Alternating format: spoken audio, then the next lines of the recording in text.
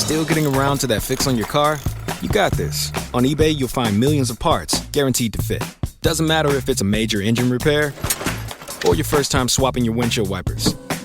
eBay has that part you need, ready to click perfectly into place. For changes big and small. Loud or quiet. Find all the parts you need at prices you'll love. Guaranteed to fit every time. But you already know that. eBay. Things, people, love.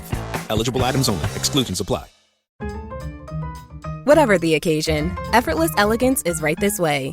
Because Hilton brings you new ways to stay courtesy of the Nomad London. And it doesn't stop at award-winning dining in a space draped in velvet and illuminated by vintage chandeliers.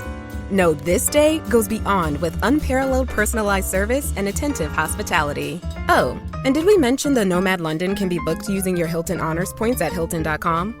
Hilton, for the stay. This episode is brought to you by Indeed. When your computer breaks, you don't wait for it to magically start working again. You fix the problem. So why wait to hire the people your company desperately needs? Use Indeed's sponsored jobs to hire top talent fast. And even better, you only pay for results.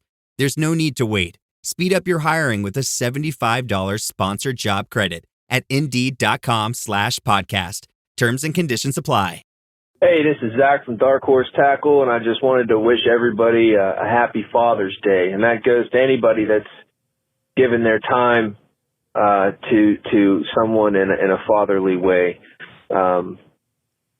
We also have a Father's Day sale going on at Dark Horse Tackle, 15% almost off of everything on the whole entire site. I also want to extend my sincerest apologies to Joe. Man, I'm jealous. Buddy, I was really excited to come to that, but I hope you crack them out there. And also wanted to give a shout out to the KAS, Kayak Adventure Series event going on in Springfield. Good luck out there, everybody. All right, Jigheads, Bobby, Joe, love you, boys.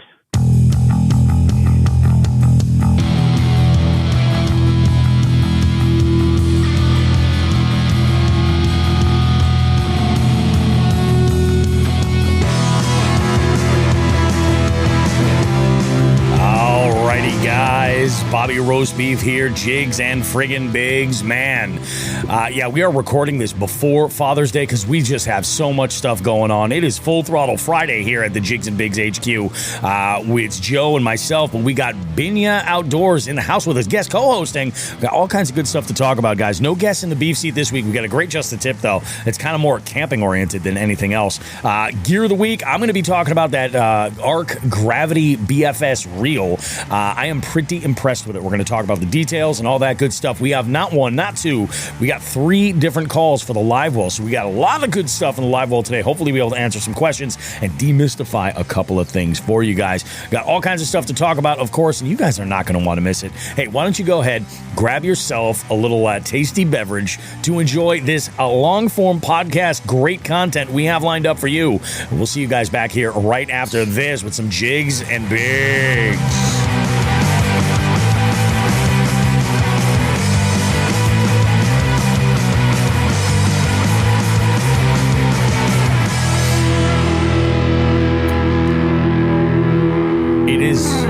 Very much the kickoff of Father's Day weekend here. We got 3 daddies in the house right here co-hosting this bitch together. It's a group effort. Who's your daddy? Who's your daddy, right? While we're on the Father's Day topic here, let's go. First off, again, I think Zach kicked it off just right. Number one, wishing everybody a happy Father's Day. And I think that's important to let people know that role of being a father-like figure is very, very open to interpretation for some folks. And I'll talk about that specifically. But I also love the fact that he did manage to throw in a Dark Horse Tackle plug in there. You might have heard one of us chuckle in there because it was fucking perfect. I was laughing at that too. But it's a good deal. I think it's like, I think if I'm not mistaken, it's pretty much everything on there except the beginner's bait box is not 15% off, but 15% off in the bait shop goes a long way. And I just got my monthly order from Dark Horse Tackle from the bait shop. I got all kinds of good stuff. And my dad and I are going to be fishing on Father's Day. And I'm hoping I gave him a choice. I was like, you pick the body of water. They're both in his town. I'm like, we'll do whatever. And I think I might actually, because I'm going to call him later after we're done recording the show, and I'm going to give him a third option. You know what, Joe, I think that third option is going to be? Big Alum. Slash? Big Alum. Yeah. Big Alum. Yeah. I just, it's such a great body of water, and I love the fucking rocks. I love the rocks. I really like fishing that place. I haven't put the icon in there. I don't know if the icon would launch there very well, because you have those rocks that are like 25 feet out. You and I should just go in the implication and not scratch the gel coat on that boat. Plus, not only that, but like just the launch there is tiny. Like it's very tight, very, very tight. But I'm thinking about bringing him out there to have some fun. I may even make the suggestion that we actually do this on Monday, because I know that every body of water is going to be crazy packed. And I'm like, maybe we just do this on Monday, because I got nothing going on Monday other than dropping off the kid for a half day of school. Yeah. This is it. Yeah, I think the weather's supposed to be good Sunday too. Yes, so that'll definitely make sure that the waters are packed. It'll be jamming. You guys have any plans for Father's Day yourselves? Anything crazy? I'll do the family thing for a half day, then I hit the road up to the St. Lawrence River for a few days. That's I'm not jealous whatsoever. Yeah, whatsoever. You know, that's what Zach was talking about, because he bailed on me, but it's all good. These things happen. I'll be lonesome in the boat. Actually, one of the days, I believe I have the videographer in my boat. That's cool. So nice. But other than that, there's nothing wrong with Father's Day is a special weekend here in Vermont, because they do a Lake Champlain statewide derby. Oh, really? So what that does, the whole lake. It's actually both sides. It's reciprocal with New York, and it's like all species. It's actually right up your alley, Bobby, because it's literally, there's a trout, perch, there's bluegill, there's like every division. That's awesome. I love it because people are off of all the inland lakes. Yeah. So it opens up every boat ramp, like all the local lakes, like the ones near me that usually have 100 boats in there by noon. Yep. Are empty. They're wide open. Because guys go up there Friday night. They spend the night at the boat ramp because they can start fishing at daylight. Oh. So people camp, they stay in boat ramps, they sleep in their trucks. A lot of them with like cabins will just sleep in their boat on the water. And then they fish all weekend. So it opens up all this water that usually was getting heavily pressured. It's a full weekend of like, I only have to deal with wreck boats. That's kind of genius, though, when you think about it. Like, it really is. And there are some bodies of water out your way that just they're not cohesive to like recreation on the water, you know? Right. So that's awesome for you. That's a good way to look at it too. Like don't get me wrong, I'd love to do one of those tournaments. That could actually be an absolute blast. I don't know that I would do it on Father's Day weekend, though. That's the thing. So if you want FTG material for the entire year, just go there, float around on that lake on a pontoon boat. I've literally seen guys shooting flare guns at each other, jumping into each other's boat. The best damn charter captain guy ain't got nothing on the mayhem that happens on this. That's insane, dude. That is crazy. And guys cheat. Like, it's almost every year they fishermen don't cheat, dude. You shut your mouth. Fishermen are the most I've literally seen guys like pulling traps up, like dog crates out of the bottom of the lake with fish. Oh, yeah. Like, I believe it's just, I want nothing to do with it. It used to be a really cool family tradition, and then it became this like psycho. The only thing I want to do, and it might be something maybe we should do next year, Bobby, is I always had this idea of like getting a grill, getting a bunch of burgers and hot dogs on a cooler, and just drive around and sell it to fishermen, and you make a killing. Oh yeah, 100%. Over on the Connecticut River where I fish, there is I forget the name of it. It's got a name painted on the side, but there's like a freezer. They have ice cream and hot dogs and stuff, and it's right by the marina. And they just go around and they sell that and like sodas and shit like that. I'm sure it's totally legal. Just buy a bunch of stuff at Walmart, a bunch of meat and a bunch of coolers, and just run around and sell it to people. You'd make a murder, because there's a couple of like in Shoreham. There's actually a couple of like gas stations that have pumps that they put into the water, and then they put in 2 docks, and they actually like bring in help for that derby because the boats just keep going in and out. It's actually where the bass, like the elite guys, when they go from Plattsburgh all the way down south, they fill up there before heading back. No shit. Because they have boat gas right there at the dock. Webster Lake has an ice cream boat. That'd be cool. Don't tell me that, Joe. I don't need to know this thing. Dude, they have an ice cream boat. I noticed it last year. I was like, so you mean I could go catch record smallmouth according to the butcher, but also like throw down a half dozen Choco tacos? Oh, dude, come on. You can't mention that. Oh, they don't make those anymore. They don't make them anymore. That's fucked up. Fuck. Those were the best. They were the best. They were the best, like, wrapped ice cream of all time. 100%. Yeah. 100%. Now they're gone. Dude, damn, I forgot they were gone. I haven't had one in years. I don't think anybody has, but I forgot. Actually, I think it was on TikTok. I saw a thing where you can make your own Choco Taco, like how to make your own. Oh, yeah. It's still not the same as the process. It's shitty. Not. And covered in that hard shell of chocolate so it's not leaking everywhere. Like, it's perfect. Fuck. I talk about taking a downturn on this show. Jesus Christ. Let's go ahead and review our weeks. We'll let Binya. What did you do for fishy shit this week? So far this week, I've done work, but actually, right after this episode, I'm heading out to go make some content, fish a small little lake around me. Nice. It's a cool place because it's basically like an 80-acre pond. So it's like the perfect size to just fish in a few hours. Yep. But it has a hard bottom. One edge of it is all hard bottom and sand, but the opposite side of it is all grass and like lily pads. So you got like the best of both worlds. You can go frogging, but then you can go fish some hard bottom at the same time. That's kind of nice. And it's one of those sneaky lakes that's like, it's like there's 5-pounders in there. You have to find them, but it's one of those lakes that you can catch like 16 inchers all day long. So it's a great place to it's like what I call an R&D lake. I go and like test out baits and test out techniques. Are you guys post spawn finally up there? It's weird. So yes, in some lakes, some of the higher elevation lakes, I think are literally still in spawn.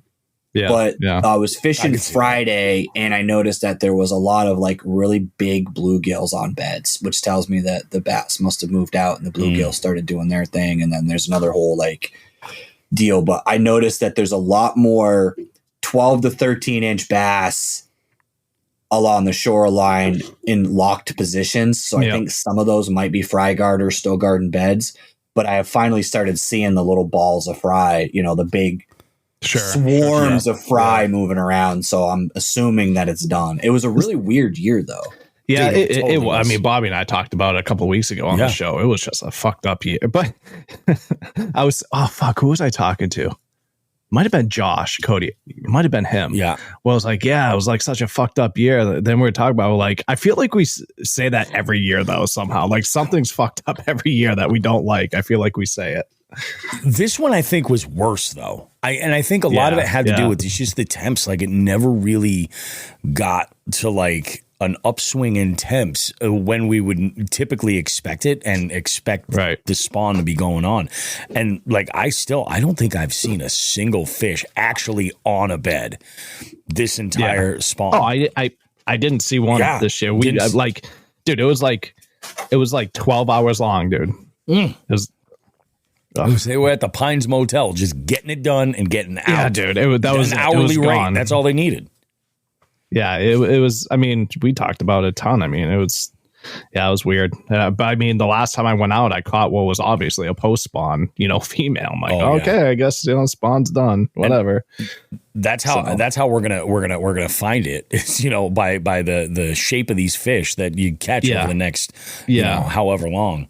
And I think Binya kind of nailed it because his I think you probably would see the same thing like up in the Berkshires at that higher elevation. Sure. Where they're probably still kind of in it a little bit, but you never know. You just freaking never know. I did a little bit of fishing this week, both banks ends. It's just either between weather or appointments or shit like on the radar. I was just like, I didn't have a good window to take the boat out or do anything else. But yesterday, I went out to what was it? A body of water, and I hit up a spot in a town next to me. and I just went out basically to go and fool around with the ARRRR gravity. Actually, you know what? I got to back up. A little bit. Yeah. I got to text Binya here a second. So here's the deal. I had last week, and I wanted to wait to talk about this until I got like a little bit of stuff. Remember I told you I got that ARRRR Bass Finesse rod from ARRRR with the reel, and I was using that I was out fishing with Paul, and I broke the rod. Yeah.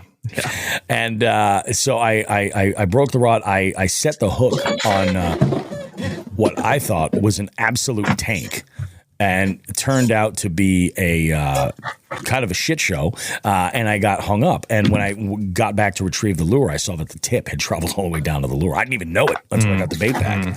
So I wanted to kind of wait to talk about this stuff because, like, I've had this happen before with, like, you know, I've had to try a rod. Like when I got into St. Croix, you know, and I was like I had a Bass X rod, and there was a known problem with some of the reel seats on there. I got to sample the what do you call it? The warranty process with ARRRR.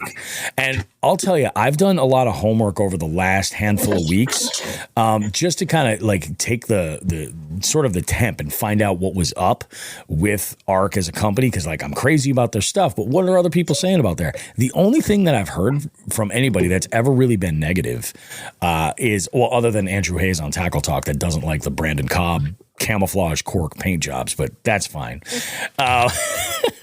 The only thing that I've heard is like, oh, the warranty process or the customer service isn't so great.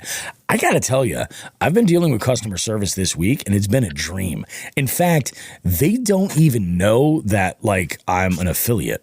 They have no idea. Right. Like they have no clue at all. Like the people I'm talking to right there, I just gave them my information, and they're like, yeah, it's pretty standard for the most part. They're like, you're covered for, you know, I think it was like no questions asked for like 90 days. And I was like, all right, beautiful. And this isn't any fault of these rods. These Bass Finesse rods are made of a very specific material, and they're very, very sensitive. And you know, Joe, you've seen how I set my hooks. Binya too. You guys see how I set the hook.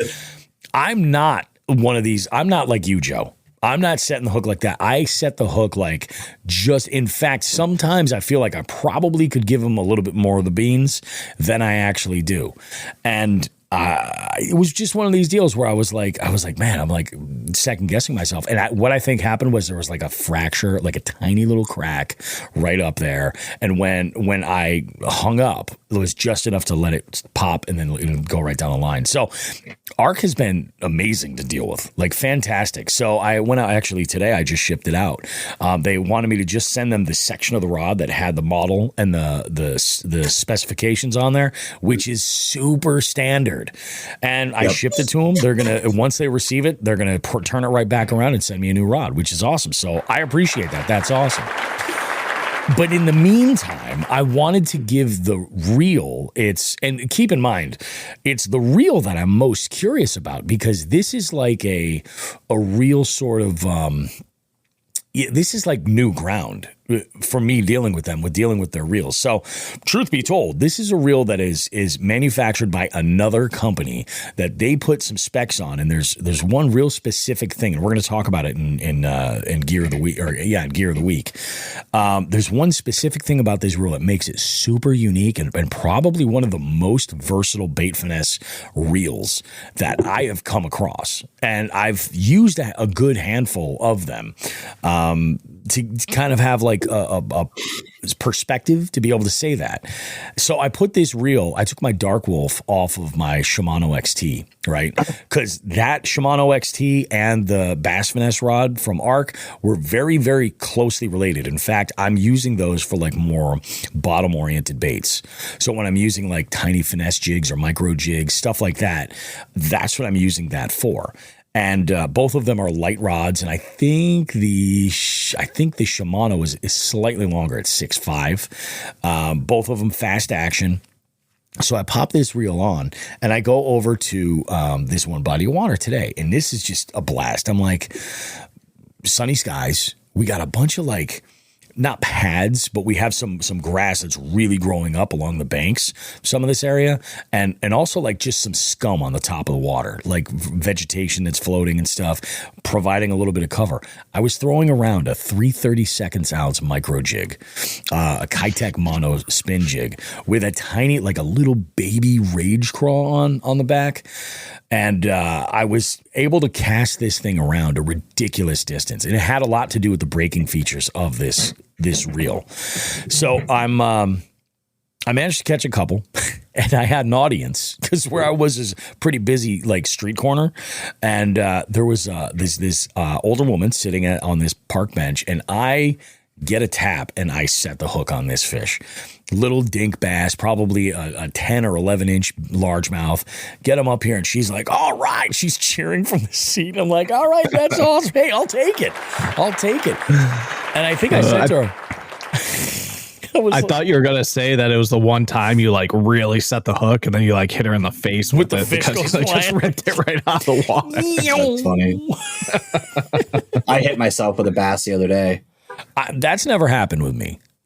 I've literally set the hook so hard I was using a swim jig. Yep. And the way he tapped it, I thought it was like a bigger fish. So I did the wind up home run hit, and it was like a little 7-inch bass, and that thing took flight and hit me in the chest. Yeah. Yeah, that's no fun. Did I tell a story on the show like after about my hitting myself in the friggin' gut with a weight? Did I tell that story? I don't think so. Oh my gosh. So that was like that was like what, if like a month ago? It was the first time I ever did it. Really? Ever. I went to set the hook, had something for a second, and I had like a what was it? Oh, it was a drop shot hook. It was like, it was like a 3/8 weight, but that thing came at me at 1,000 miles an hour. Shit hurts. And yeah, dude, man, you got yourself good. Wow. I'll tell you what. I had a bruise on my fat for like a week. I have a fear of getting like a sinker or a jig of any kind, like in the eye. This is why, like, when I leave my fucking sunglasses at home or in the truck, I'm like, you motherfucker. I do have a spare that I keep in the boat, but when I'm doing a bank trip, I'm like, yeah, I'm not going to bother. I'm not going to worry about it. So I caught one more, and there was this area that I fish. There's these docks, right? There's these walkways that come down to these floating docks, and there's like, there ended up being like 6 girls suntanning on this one. This like Tuesday or Wednesday after. It was Wednesday afternoon, and I'm like, what? So then I set the hook into the other one. They start applauding. I'm just like, now I'm like, you guys are embarrassing me. Jesus Christ, come on. Oh, this one man can only be so great. You know, I don't deserve this. And then the other woman who started cheering for the first fish, she was distracted because she found a quarter on the sidewalk, and that took precedent, which is great. Also knocked me down a few pegs. So apparently you're only 25, you're 24 cents worth of entertainment. That's Anything pretty much it. Yeah. That might be an exaggeration, to be perfectly honest. So I caught a couple there. I was like, all right, these are fun. I'm going to go ahead and change bodies of water. Went down in this little river system, and the water was crazy low over there, like much, much lower than it was. But I suppose we haven't had like stupid rain in a couple of weeks, like inches of rain in a little bit. So things have kind of settled over there. There wasn't a bite to be had in the water, but man, I got eaten alive by mosquitoes. Eaten freaking alive. And I'm like, this is not going to work. So I took off and called it. And then today I did another little bank send. I had some running around I had to do. My youngest is taking her finals right now. So it's going to be a bunch of half days. So my schedule is going to be nuts. But what's nice is that after midweek next week, things open up big time. And I am working on a trip with a couple of our listeners from Jersey. We're going to be doing a send up there, a specific like multi-species ultralight send. That's the plan. We're going to be camping. There are going to be dangerous levels of fish whistle activity happening. I'm just going to go ahead and say that. In fact, regarding fish whistles, I have a guest lined up that I'm recording with very soon, either the end of next week or the week following. That is a purveyor of high-tech water-based fish whistle tools that are ideal for the outdoors enthusiast. This is going to be great. Think of it as like your Stanley or Yeti version of a bong. Okay. Double wall insulation. Oh yeah, it's nice. It's nice. We're gonna have a good conversation. That's coming up. And then speaking of other interviews I have coming up, do you guys remember AJ from Battlefish Charters in upstate New York? He's like in the Seneca region. Yep. AJ has this amazing product that you're gonna love, Joe, especially because it's catered toward veterans. And it is called Battlefish Academy. And we're going to get all the details. That's all I'm going to say. But I think this is awesome. Like, I have an interest in it. And obviously, it's there to support the veteran community. Like, I'm telling you, it's badass. AJ is a great guy. If you're looking for a good experience, look up Battlefish Charters for sure. Like, check it out. So I'm recording with him later next week. It's going to be unbelievable. So we got a lot of good stuff coming up on Jigs and Bigs. But I had errands to run today. Ran out to my to the local UPS store to ship off my the butt end of my ARC bass finesse rod, and sent that sucker out. And I figured I'd stop by one of my old stomping grounds, and man, I caught 3 of the smallest crappie I ever saw, and they were just hitting finesse swim baits. I was throwing around a little micro jig too, hoping I could coax a little something else. I got a tap here or there, but nothing to really like commit with it. But yeah, slow rolling a little swim bait, man, and I caught a few. So I decided to call it, come back here, and here we are recording the show. Hell yeah, we're making it happen. We're on making a Friday afternoon. I love it. Now, Joe, what was your week like? No fishy shit for me, really, because the boat. I got a little story. I'm a little upsetty spaghetti right now. We'll say. Brought the boat down Monday because, as you know, so my 360 cable from my Mega 360 broke on the inside. Realistically, it was the dealer's fault because they put it on too tight, but it's been on there for a year, and I should have known. Like, it would take me 2 seconds to adjust it.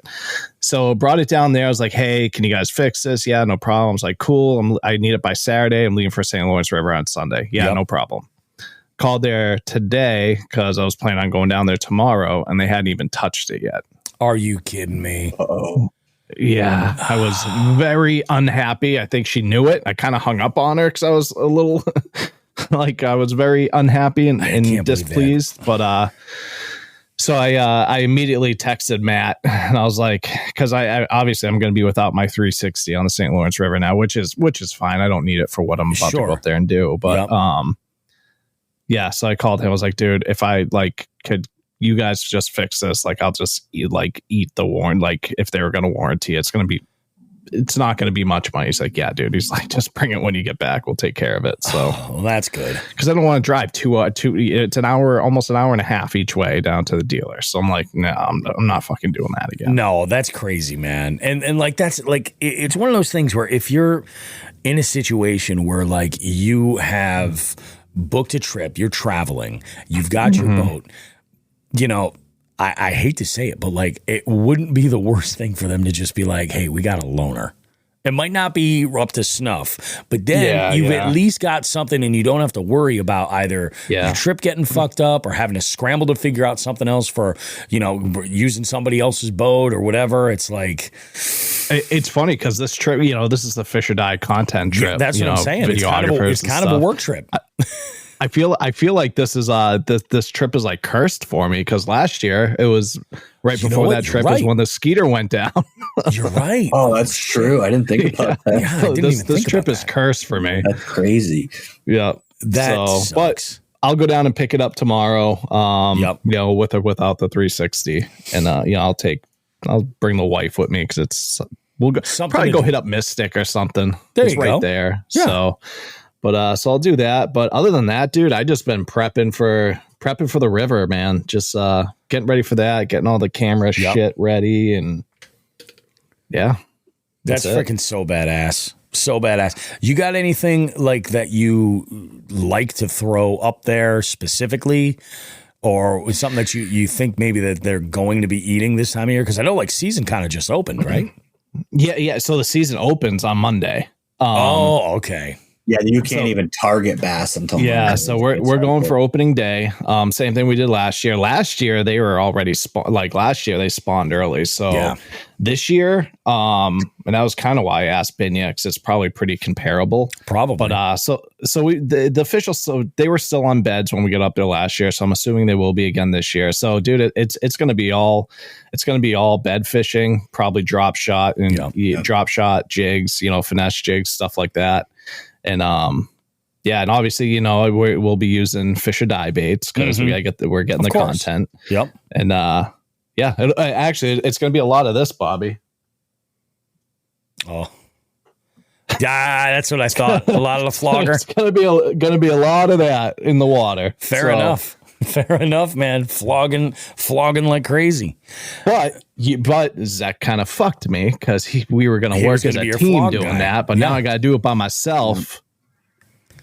Yeah, that's rough. I would like to see if you could use one of those in a kayak. How hard? That's got to be hard to use in a kayak. Nah, dude. You know why? It's like, literally, they float for one. So if you're using it and you just got to you use it and you just set it there in the water to set a hook, and you'll see the pros doing it all the time, and then they'll be like, all right, I'll go get it now or whatever.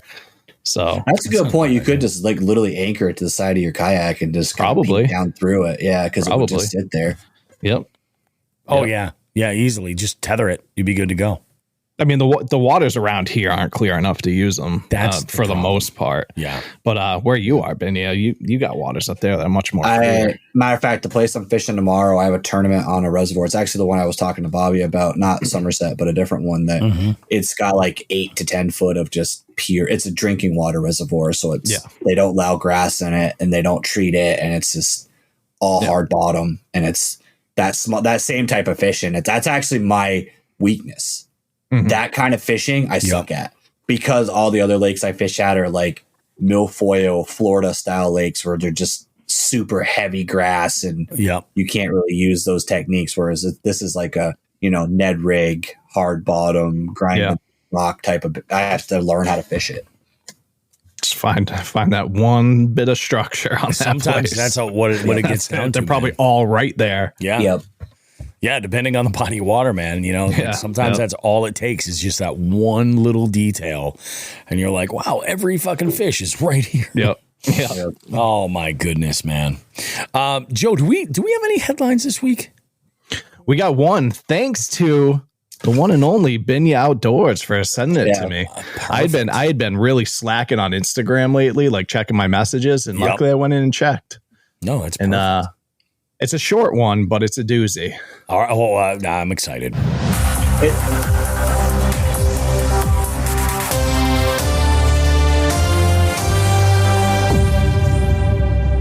All right. So this story is coming out of Louisiana, and more specifically, Jeff Davis Parish. So the headline here is, and this is going to come from, some news out, WAFB 9 down there. Man killed by his own boat propeller after being thrown into the water, authorities say. A man in Louisiana was killed in a freak accident with his boat's propeller after he was thrown from the boat Sunday evening, officials said.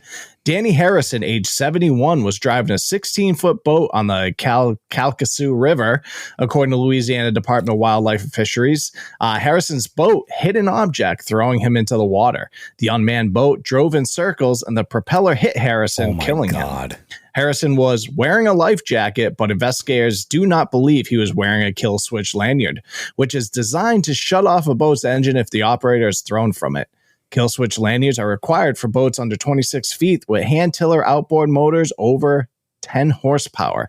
Harrison's boat met those requirements. Officials said his 16-foot boat had a 40 horsepower hand tiller outboard motor. The Louisiana Department of Wildlife and Fisheries Enforcement Division continues to investigate. Dude, this is just a tip for you guys. Clip the damn kill switch to your life jacket. I don't fuck around with that. Yep. I always have that thing clipped on. I mean, granted, if I'm just putting on a local place, but if I'm going to, anytime I'm going to speed, I have that life jacket on and that kill switch is hooked up. Oh yeah. I need to be better about that because my boat tops out at 25 or 30 miles an hour.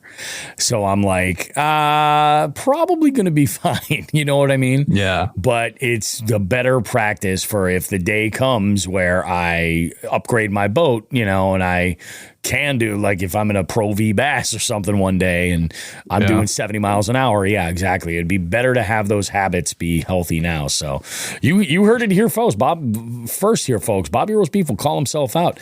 That I had, when you said man was killed by his own boat's propeller, in my mind immediately I thought, when boats attack, and it was like the outboard was a transformer that fucking came up and just fucking got him while he was foot on the trolling motor. He's like, ah! You know what I need to get better at? What's that? I have the terrible habit occasionally of, so that there's like, you shut your boat down, you take your life jacket off, which you just keep it hooked up all the, you know, and I just leave my life jacket on the seat. But like every once in a while, I will stand up, then take my life jacket off. And as I do that, it pulls the cord out. And that thing's such a pain in the dick to get back on the Mercuries. They can be very finicky. You know, you're like, you got to sit just right. Yeah. Yep, it's a pain in the ass. Like the Skeeter, the Yamaha has a little bit different system that was much easier than the Mercury. Yep. But, man, that's freaking crazy. That's terrible, dude. That's awful. I couldn't even imagine, dude. Like, Jesus Christ. Did it give this story give the details of the boat, like what he had for a motor and what the boat was? He had a 40 horsepower hand tiller. It was on a 16-foot boat. horse. Oh my God. Yeah. So it doesn't take much. Jesus. But those hand tillers actually are probably more likely for that to be a problem because they'll pin. 100%. Like with a boat like Joe's, that motor, if you're going straight, that motor's not turning unless you turn that wheel. Whereas with a hand tiller, it's going to automatically rotate in the boat. Oh, yeah.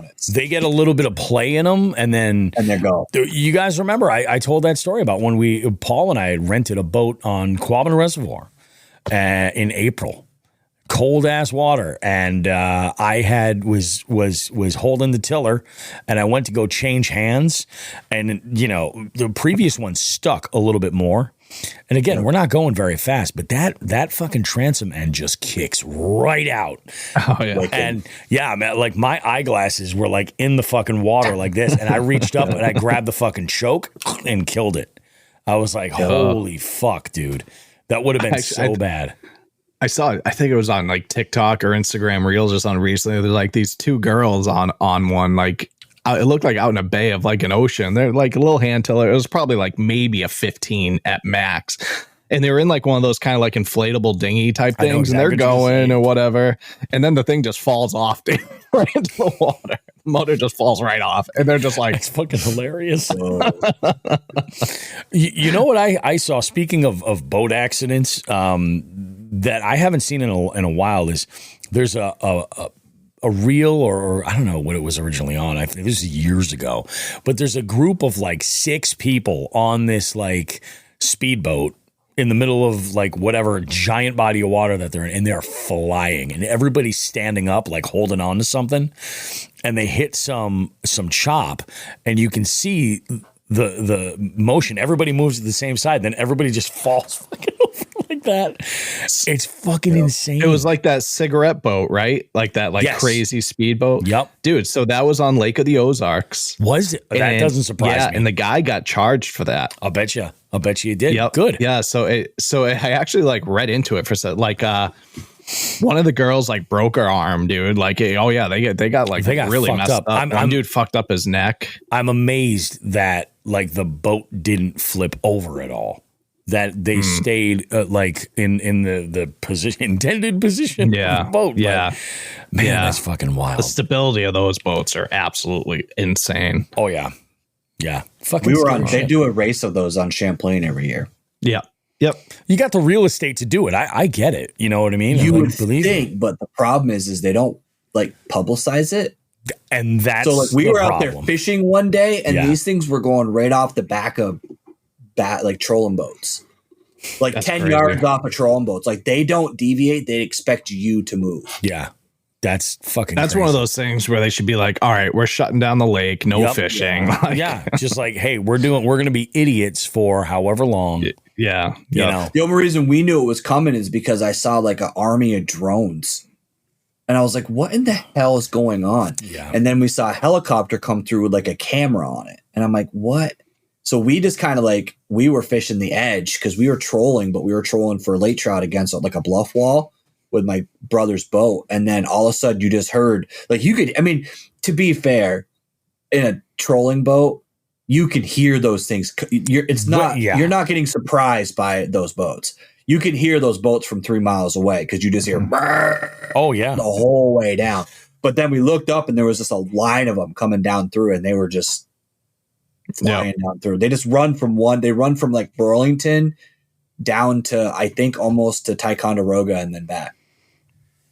I remember, crazy story, guys. I remember when I was a kid. This is like, man, I was maybe 8 or 9 years old. It was when I lived in Florida for a while, when my dad relocated for work, and we went to those. But it wasn't like the huge ones. It was kind of probably like a step down, the single person, the ones that almost look like catamaran like type deal. Yes. Yep.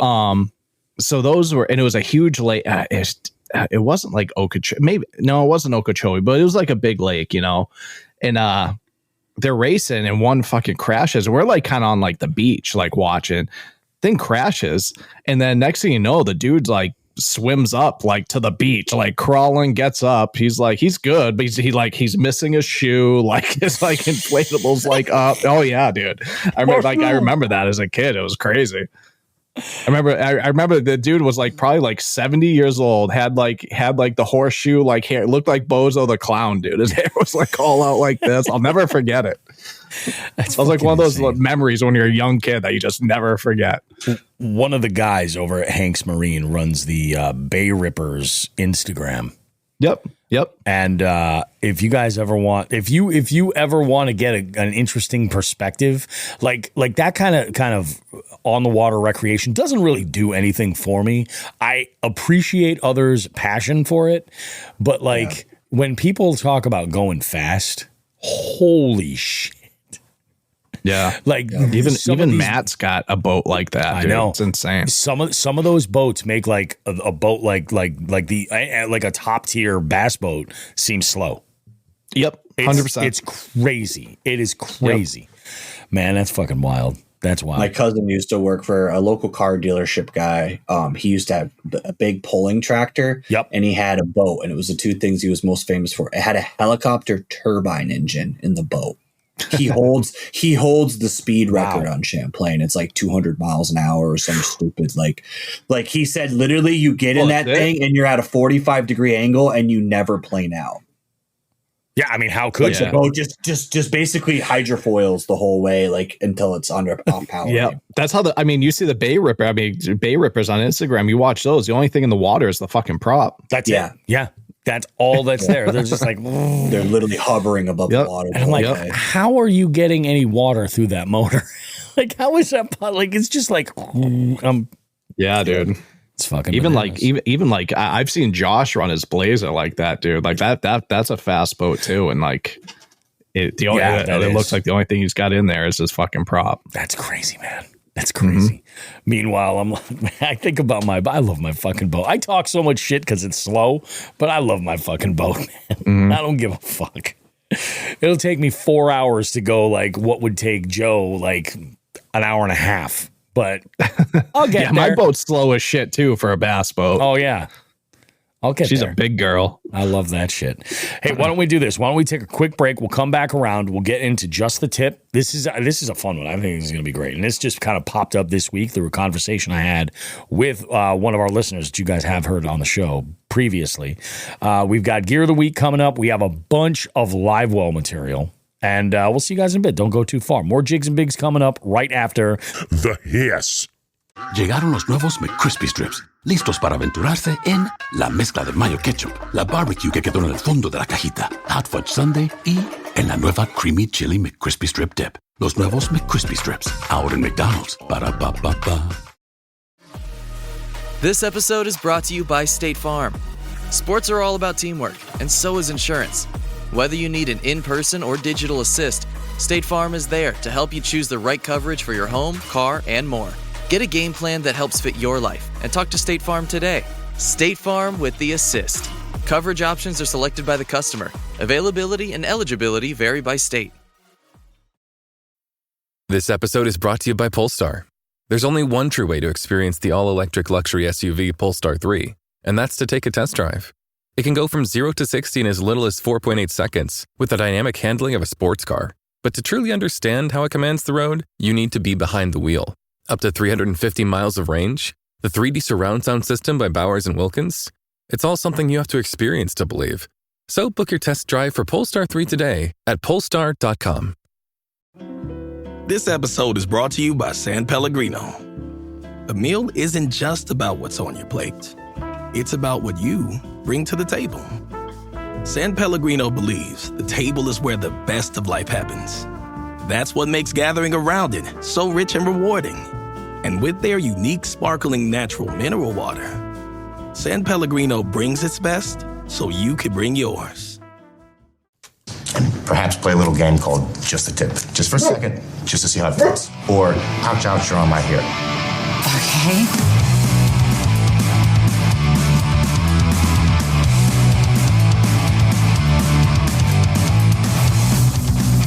Alrighty, guys. The BRB. This Just the Tip is an interesting one, guys. So this comes kind of from out of the middle of nowhere right here. But I have had a number of folks share content from this company with a specific device saying, you need this. Like, this is so right up your alley.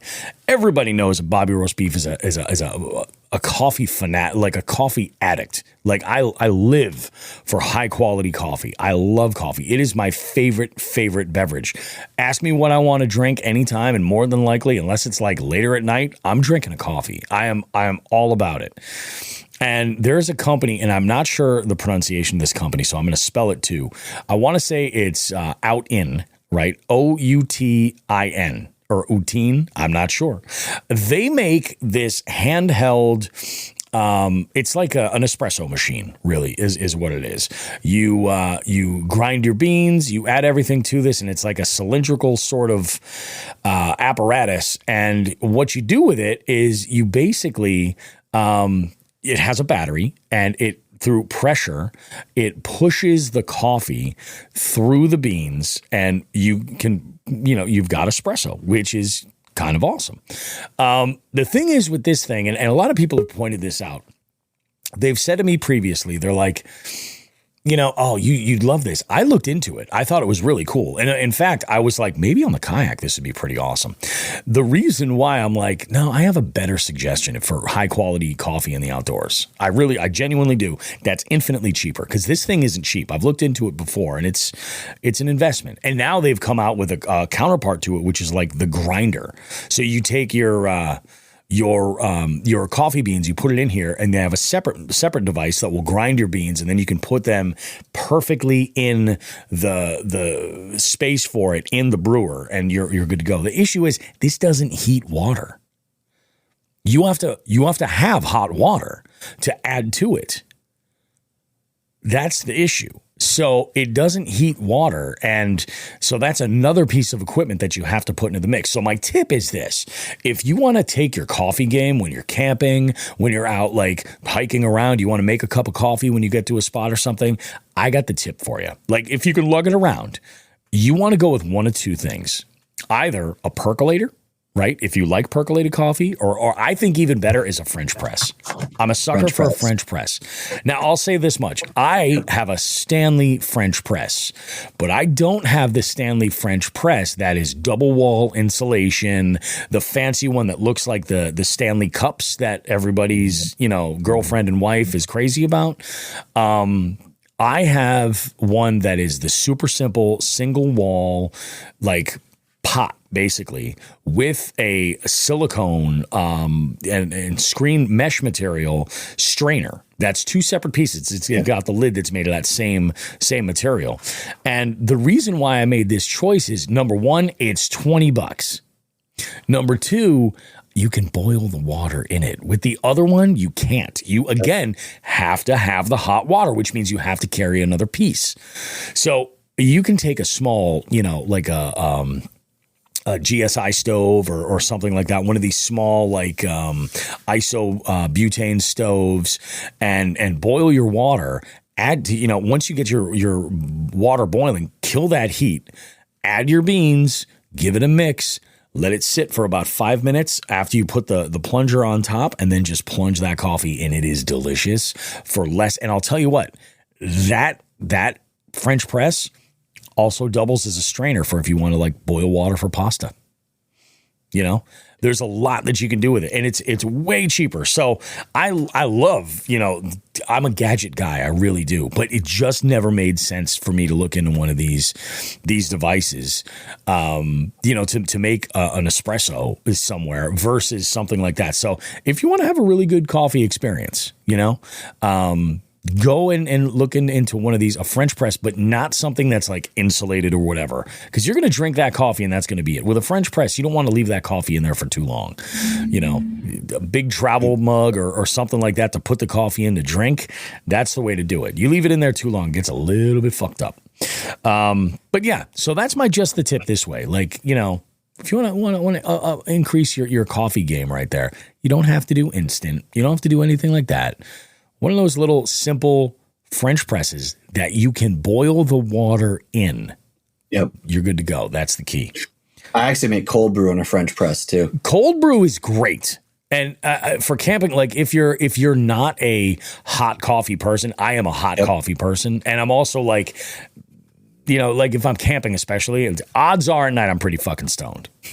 Odds are, Binya knows this firsthand. I've seen it firsthand a couple of times. He's seen this firsthand. So I'm not going to be thinking, but you're right. Yeah, if you just take that same French press, add cold water, add your coffee beans, give it a put it right in your cooler. Yep, set it right on top of the ice, and then just leave it. Overnight. Yep. Even better is if you can do it longer. But yeah, go ahead and put or you can go ahead of it and get a jar.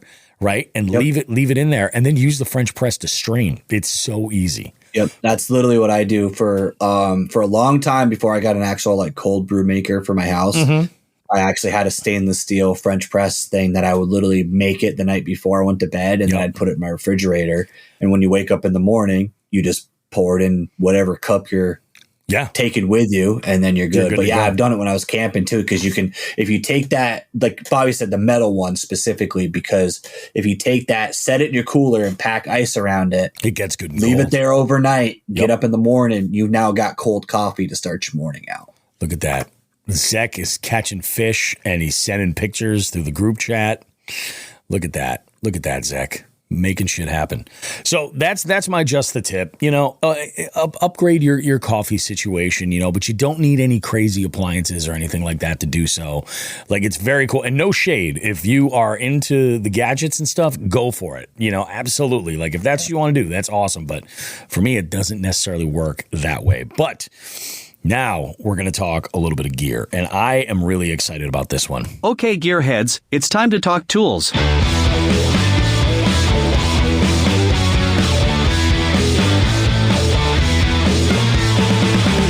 Jigs and Bigs Gear of the Week. Alrighty, guys. So this week, I want to talk a little bit about the Arc Fishing Gravity BFS reel. I'm going to tell you guys, this reel is so far impressing the shit out of me. I have thrown a wide variety of baits on this reel on different rods.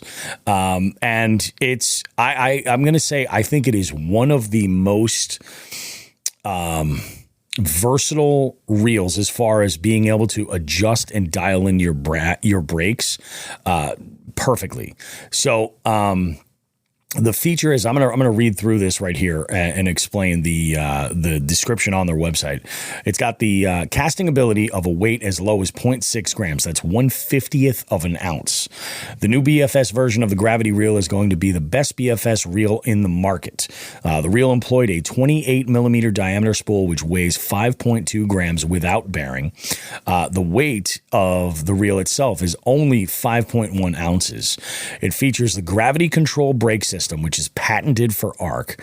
The super smooth aluminum gears, cone-shaped line guide, which is very nice, a hyper smooth transmission, ultralight spool, carbon fiber frame, and side plates, a floating cast spool, a C3 force drag, and a clicker drag. Now, I want to talk specifically about the one feature that I think makes this really interesting, and it's patented. It's that gravity control brake system. Now, the way it works is, and I'm going to do a video on YouTube to give a firsthand visual of what this is. But so there is the exposed magnetic brakes that have multiple settings. There's a dial on the side that you can adjust with these brakes. And on there are 20 different settings that you can go through. It's very, very similar to like the Daiwa system. And that adjusts the placement of the magnets, how much are, how in or out, what level that magnetic field has on the spool. The spool is the other element. What's interesting about this setup is there's a spool with this drum that's on the outside. And on this drum, there are settings where you have Roman numerals 1, 2, and 3. And 1 is like the lightest amount. What that does is it basically adjusts how far that drum goes into the brake field, into that side plate where the magnets are. So you have more of it exposed. If there's more of it in there, that means that your brakes are going to be more aggressive. You know, if you set it further on the lighter side, that means your brakes are going to be less aggressive. So if you're throwing baits that are super ultra light, like you're throwing that 1/32 ounce weight or even lighter than that, you know, something like a half gram. If you're trying to throw a bait like that, you can dial this in because you still have 20 different settings of those. So in reality, you have 60 different combinations, 60 different settings that you can set for your braking system with this reel. So whether you're throwing super light stuff or you're throwing into the wind and you need a little bit more braking, you can pop the side plate off and make an adjustment here and instantly get a boost or a drop in how much intensity of the braking system is being applied to the spool. I do want to say there is one thing I wish that they would do with this ARC reel in future versions, and it is connect the door to the frame of the reel. Because when you take it off, it's two separate pieces. Now, I understand why they probably won't do that, and it's because that's one more mechanism that's going to add weight to that reel. So I understand if you never see it happen, but it's one of these things where if you're going to change it on the water, be careful, you know? Just stay away from the side of the boat, you know? Do it, hold the reel in the center of your kayak, put it in a pocket maybe, you know, instead of dropping it or something like that. So it's just one of those things that I kind of want to, you know, mention. But as far as like flexibility, I think this is probably, if somebody were to ask me right now what reel I think that they should look into to dabble in bait finesse, it would be the Gravity BFS. 100%. Because of the versatility primarily. Secondly, because of the price. Because it's not like you're taking that jump to like the Daiwa Tatula or a Shimano Corrado or even a Shimano SLX. Like it's a little bit more. I think it retails at $149. So it's not completely unheard of to be able to get your hands on this reel. I think it's pretty badass. It's a fast reel too. And like when you see the spool, it is so freaking light. It is so light. But oh, yeah, Eli's in here. He goes, I was just about to ask if it had two separate pieces. Yeah, it is. And I do. I genuinely think that that's because they try to keep the weight as light as they possibly can before things get kind of screwy. And, you know, it's just one of those things you have to be aware of. You know, it's a trade-off. Do they go lighter on something else to kind of, you know, keep the weight down and then add that mechanism? Or, you know, who knows? Maybe there's some kind of an aftermarket, like, idiot-proof accessory you could add to it if you really wanted to make sure you don't lose it. But the ability to have that flexible nature in the braking is unbelievable. Like, unfreaking believable. It's awesome. I would say there's a number of folks that I've fished with. Jeff was in my boat, and I said the same thing. I was like, look, I go, you know, you're going to have to decide what rod is best for you, but I think that if you go with this ARC Gravity BFS reel, you're pretty much set. because you'll be able to do so much with it. The reel handle pads, I believe they're EVA foam. They're no. I'm looking at it right now. It says EVA. Yeah, they're soft. And the handle is also carbon fiber as well. So it is when I say it's light, it's super light. And there's a lot of people that are just like, oh well, I want an aluminum frame and I want this. You're going to add weight to it, and you might not get the ability to cast some of the super light stuff. You know what I mean? At that price point. Because you get into like an Aldebaran or something, if you want to drop $400, $500 on a reel, go ahead. Like, you're going to have a great experience. But if you're just getting in this to dabble, I think this is the safest way to do it and go for it. And these reels are easier to get your hands on than some of the CDM and JDM stuff. So you'll find these in stock a lot easier. You can order them directly from ARC if you want. And you can use Jigs and Bigs as your promo code to save 10% off. So you save $14.90 off of that reel. And you help out Jigs and Bigs in the process. It's if you've ever wanted to dabble, I can't make that recommendation enough. And there are cheaper reels. Like if you were like, oh yeah, I'm looking into doing this or something. In fact, there is another reel that is very similar to the ARC BFS. I forget the name off the top of my head, but I'll tell you what, it does not have that technology in the spool for the braking system, so it's not quite as versatile. It's awesome. So love it so far. I've used it on the Bass Finesse rod. I've used it on my Shimano Majestic XT. Love it on both. Probably going to throw it on the Pig Jigs rod just to see how it does in an ultralight setting, and just dabble a bit. But we're all about it. Zach goes, today's all about the plugs. It's it's a tough world that we live in. You know what I'm saying? So if you want to get your father a Father's Day gift, don't be an asshole. Go to arcrods.com and use code Jigs and Bigs and just buy the store out. Is basically what we're getting at here. How's that, Zach? Is that a good plug? And also, don't forget, if you miss out on that sale, go over to jigsandbigs.com and we've got some promo stuff for Dark Horse Tackle right there too if you want to dabble there. Shit, let's do them all. We've got information for Omnio. We've got A-Bay Lure Lab. We've got Reaction Tackle in there. All kinds of deals that you guys have. Affiliate links that help out the show. Boom. There we go. Let's go ahead and I think it's time. To dive into the live well. Are you guys ready? Because we got some fucking doozies. We got some doozies.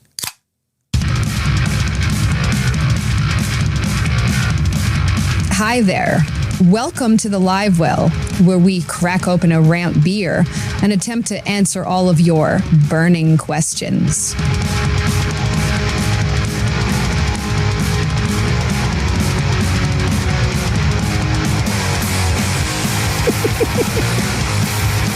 It is the Live Well, and it's time to crack open a ramp beer and have some discussion here. In the chat right now, we got Zach and we got Eli. Eli says his Dark Horse order came in today, and he's like a kid on Christmas, which is just fantastic. It's just wonderful. And he also says Eli's hotline. We'll get to yours, Eli. Trust me, we will get to yours. Let's go ahead and start the conversation, guys. The Live Well is, of course, our segment of the show where we engage and take questions or information from our listeners all over the place, and we go ahead and have a conversation about it. So let's dive in. And this first one comes from the one and only Dave Urkey. And this is a question that came in via text on the hotline. Yes, you can text the hotline, or you can just go to jigsandbigs.com. There's a little call button right there. You're good to go. But Dave says, I've been meaning to ask about hook size and selection for Texas rigs. Like, how much plastic is actually supposed to, how much plastic is it actually supposed to use? I just run the biggest hook I can, so anywhere they bite, there's hook. But I've got buddies that throw a 3/0 hook in a 5-inch worm, and it drives me nuts. I throw a 4 to 5/0 in the worm, and I understand 3 and 2/0 for small craws and creatures, but I wonder how many people are using the wrong size hooks. I bet I've seen a few, is what he says. So I'm going to go ahead and I'm going to let these Joe and Mike jump in on this one first, and I'll kind of weigh in afterwards because I have a little theory. So I guess I'll go first. So 3/0 is like the go-to for me. Always has been, always will be. And here's kind of the reason why. So yeah, cool. 5/0, 4/0, like you might see me like flipping those or something like that. Somewhere where I think I'm gonna, I have the potential to get some, bigger fish. Yep. But especially with like the smallmouth bass and stuff like that, like it's like the chances of like getting a good hook set with a 5/0, 4/0 hook on a smallmouth, like especially a smaller smallmouth, is pretty slim. So I kind of base again, it's like I kind of base it off of just what I've always known. It's always been like the general rule of thumb for me has always been a 3/0. I go down to a 2/0 more than I go up to a 4/0. I'll be 100% honest. Really? Okay. Yep. And I'll just, especially with like certain creature baits and stuff where it's just like a 3/0 hook just kind of going across the body or along the body a little farther than I want it to. I'll do that because every fish can hit a 2/0 hook, but not every fish is going to get a good grip on a 4 or 5/0. Yep. And we are talking EWG, not round bend here. Typically, right? Yeah, it's typically EWG. I mean, sometimes I'll use like flipping hooks and shit, but standard rule of thumb for me is I just always use EWGs. So that's kind of it for me, man. It's something I've been thinking about when you told me about it, and I couldn't come up with a great explanation of why I use like what I use, other than it's just what I've always used. Yeah, absolutely. And honestly, I don't fish like a Texas rig very often. It's not something I fish a ton. I used to, and I'll bet we all did at some point. But like, there's some times where I'm just like, it's almost like nostalgia. You know what I mean? Like if I've got a specific bait and it's like the water in a color that'll work. Like, you're like, I can Texas rig this. I can make this work. I get it. Yep. What about you, Mike? Oh, go ahead. If you're not done, Joe, I don't want to cut you off. No, I was done. So the one thing that a lot of people don't realize is like the hook size is the gap between the point and the shaft. But what you will get in some hooks, like for example, you're fishing a worm, some will have longer shafts. Like VMCs sometimes will have a longer length between the line tie and where the bend is.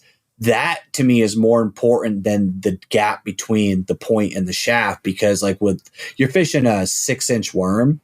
If you're using a 2/0 hook, you guys are proving my theory right here. They can bite the tail, you know what I mean? But they can't get the hook. Whereas you can get hooks with longer shaft, but a smaller aught that will then get the hook closer to that end point of that bait. Yep. So that to me is actually more important than the actual gap, because that gives the hook more of a chance of that fish not lipping the back of my Senko or back of my, and also the trailer too. So like if you're fishing a worm, that's a different hook than if you're fishing like a pit boss or like a big thick piece of plastic, because you're probably not going to be able to stuff a 2/0 hook into a thick craw and be able to get any point into them. Whereas if you're fishing like a worm or something like that, then a thinner. So it varies. But I actually play around with like I said, there's a couple of brands like VMC is known for like some of the ones I use have a really long shaft on them. And I'm saying long shaft. I'm sure this is going to get clipped. 100% it's going to get clipped, dude. 100%. So you heard it here. Binya prefers a long shaft when he's doing it. So I'm going to tell you, the thing is, and Eli just popped this in here too. He asked another question we can get here because I have my own theory. He goes, pegged or not pegged, depends on the situation. Again, I got to give the rim shot for that because it's all do you want to be pegged or not, Eli? Like, what are we talking about here? But here's the thing. This topic or this question plays into perfectly with something I have been like shouting from the fucking mountaintop since Jigs and Bigs has gone live. Fishing is a combination of science and art. It's a relationship, and that's what we're dealing with here. There is no right answer. No. It's with hook size. there is like the physics of it. Like you just said, Mike, you were like, oh yeah, the size of, you know, the point to the you know, what the gap is like, that's the measurement. Or, you know, but every hook is going to be slightly different. And I say that because to me, it's weight. To me, that too. It's the weight of the hook. Different diameters of the wire that make the hook are going to affect things a little bit differently. Now, I have this. I'm going to share with you when I buy hooks. I only buy odd numbered hooks. When it's EWGs, I buy 1/0, I buy 3/0, and I buy 5/0. Because I don't want to waste the time getting the ones necessarily in between, because I don't think it matters. Now, if I was really, really cheap, I might only buy 2s and 4s. You know what I mean? But I love on a stick bait, it's a confidence thing. If I'm Texas rigging a weightless Senko, I'm going to do so on a 5/0 hook. Because the weight of that 5/0 hook generally, because I always have a million different hooks, like especially EWG hooks. Like back when I was subscribed to like Mystery Tackle Box, like you would always get a pack of like random like 3/0 or 4/0 EWGs, and I would, you know, I've got a ton of them, and it's just one of those things where like I like it mainly like for the weight. If I'm skipping under like overhanging limbs or something like that, I want a little bit more weight to kind of just bang, bang, bang. And it makes things a little bit better in that sense. If I'm throwing this into some submerged grass that's a little bit deeper, I want that weight to be able to move it down there a little bit more. But if I'm, you know, and I think that Dave makes a really good point, like about the difference in plastics too, because like I have used 1/0 EWGs on Ned baits. You know, just because I'm like, I need before this is going back like before the advent of the EWG Ned, you know, or if I wanted to throw it weightless, you know, that worked out really, really well. And it's more like there isn't really a right answer. The video that I had done with Becca recently, where we were over at that spot, Joe, by you, we had a conversation. There's bits in that conversation too, and she's like, yeah, she goes, I generally throw the smallest hook I can. And I'm like, really? No shit. And she's like, yeah, she was throwing like I want to say it was like a 4-inch or maybe even a 5-inch like ribbon tail, but she was throwing it on like a 3/0. And when it comes to hooks, man, I don't take them out of the package. I have all my hooks in their package so that I know what's what, because I've made that mistake where I'm like, here's the EWGs, and they're just all fucking together, you know. But even then, even when it was like that, I'll be like, well, what do I think? Is this going to be the one here? What's this plastic look like? And I would just make the choice. And she's like, yeah, she's like, if I can get away with it, I'll throw a 2/0 with no issues. I've never had an issue getting hooked up with a large hook, but that weight can be a thing. You know, it really, really can. And as far as I want to throw this out there. So again, this is my take on it. And we're going to take this a step further with Eli's thing, pegged or not pegged. I peg every time with a bobber stop because you can slide that bobber stop up and all of a sudden it's not pegged.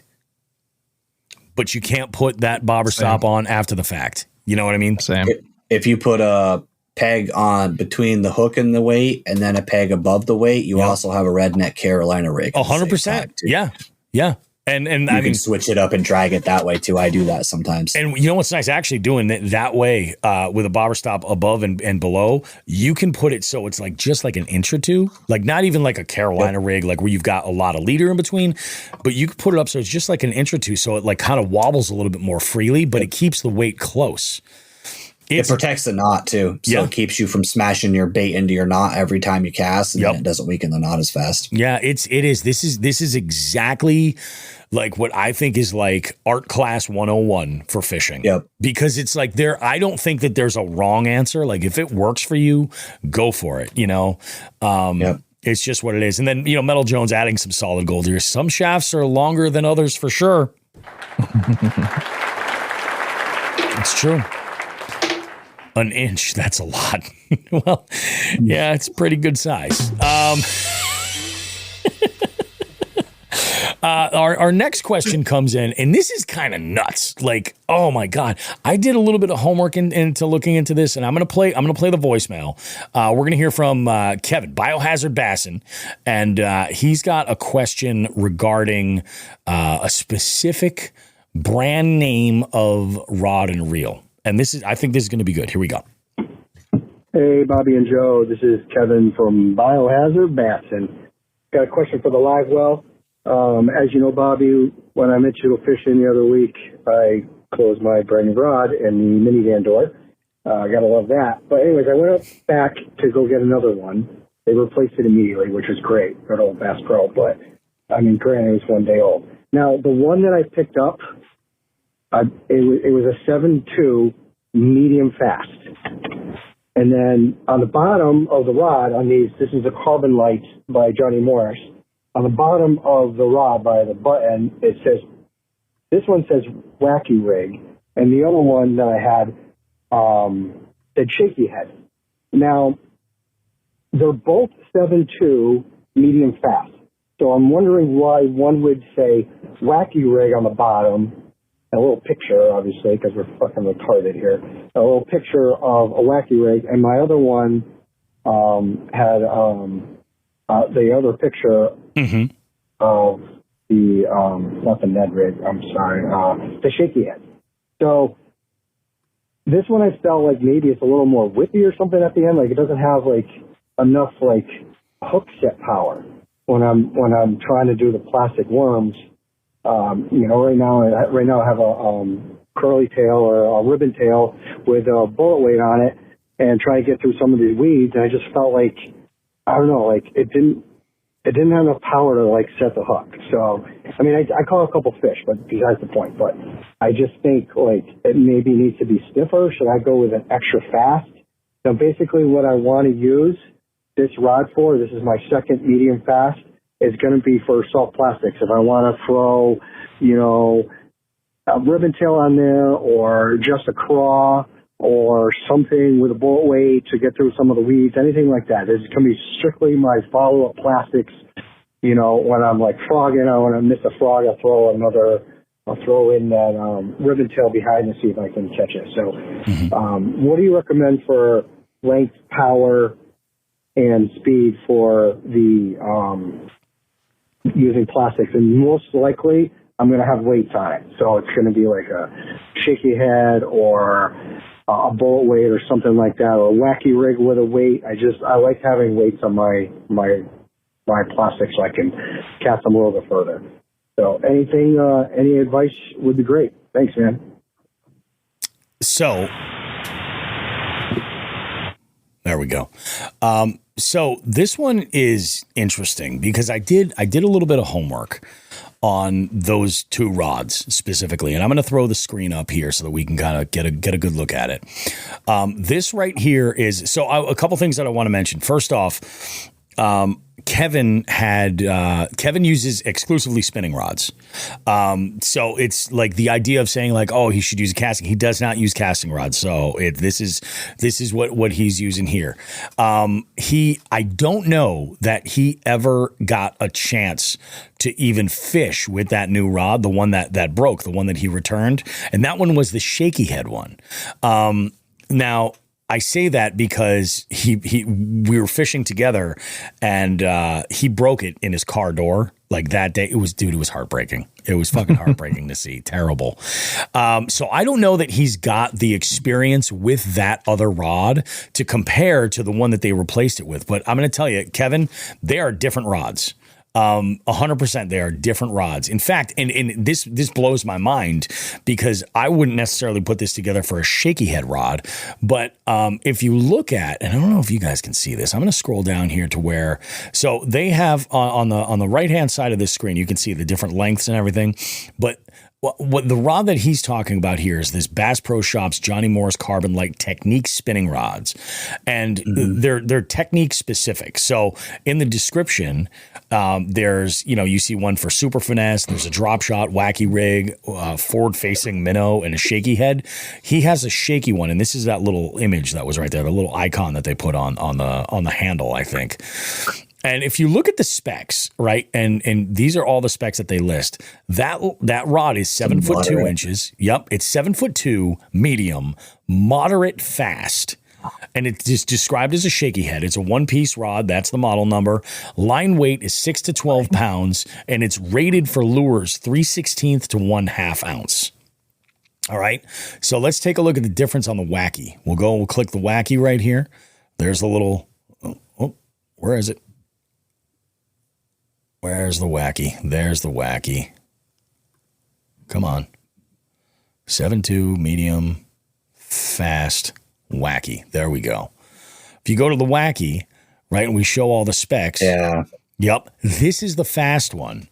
And it's medium power, Wacky rig. It's rated for 4 to 12 pounds. And it's still rated up to 1/2 ounce, but this one claims you can throw lighter weights on, that it's rated for 1/8 to 1/2. What's odd is that the shaky head is moderate fast. That's a weird action for a shaky head in my mind. I would think so too. And I mean, I'm sure that there's a thought behind it, but with the shaky head, and I'm going to go ahead. I'm going to take this out and stop sharing there. There we go. With the shaky head, that one is the one that should be quote unquote whippier, not the faster rod.